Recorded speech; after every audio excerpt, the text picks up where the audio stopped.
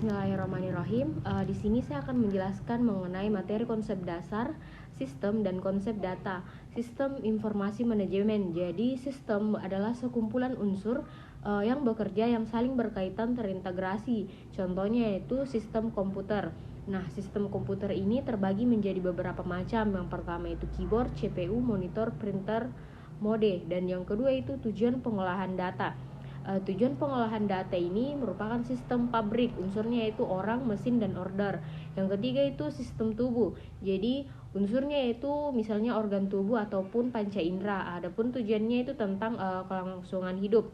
Nah, aturan juga termaksud sistem karena ada poin-poin yang harus dilakukan untuk mencapai tujuan yang dibuat oleh peraturan. Nah, adapun komponen karakteristik sistem, yang pertama itu tentang benda, aturan orang. Yang kedua itu tentang batasan dengan sistem lainnya. Dan yang ketiga itu lingkungan sesuatu yang berada di luar sistem. Keempat itu tentang penghubung antara yang menjabatani antara fungsi sistem dan komponen. Dan yang kelima itu tentang masukan atau input, sesuatu yang digunakan sebagai bahan utama yang diolah sebagai bahan lebih lanjut. Dan yang keenam itu tentang pengolahan atau processing, yaitu kegiatan memproses bahan masukan. Dan yang kedelapan itu tentang sasaran, sesuatu yang ingin dicapai dalam jangka pendek ataupun jangka panjang. Dan yang kesembilan itu tentang tujuan, pencapaian akhir yang hendak dicapai dalam jangka waktu panjang. Dan yang ke-10 itu tentang kendali, menjaga sistem agar tetap berjalan sesuai dengan rencana ataupun tujuannya. Yang ke-11 itu tentang umpan balik, mengukur operasional proses sistem, mengembalikan kondisi menyimpang menjadi standar.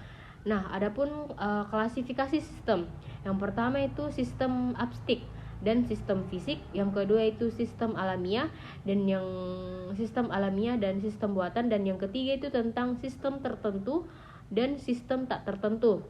Jadi adapun konsep dasar informasi, data merupakan bagian informasi. Contohnya itu jam kerja, gaji. Jika jam kerja X adalah gaji hasilnya, informasi pendapatan kerja karyawan perkalian X merupakan proses. Jadi guna data atau penggunaan data. Yang pertama itu tentang pengetahuan, yang kedua itu dijadikan estimasi, yang ketiga itu pertimbangan atau perlu diambil tindakan atau tidak, yang keempat itu tentang keputusan. Nah, adapun klasifikasi data. Jadi klasifikasi data ini terbagi menjadi beberapa hal. Yang pertama itu jenis data. Itu data hitung berkaitan dengan jumlah yang ada. Yang kedua itu data ukur, berikan penilaian berdasarkan yang sesuai yang diinginkan. Yang ketiga itu sifat data. Itu sifat data terbagi menjadi dua, kuantitatif dan kualitatif. Dan yang ketiga itu tentang sumber data. Data internal atau data yang diperoleh dari diri sendiri atau primal, Laswell, seperti wawancara dan observasi. Dan yang terakhir itu data eksternal, diperoleh dari orang lain atau sekunder, hasil publikasi orang lain.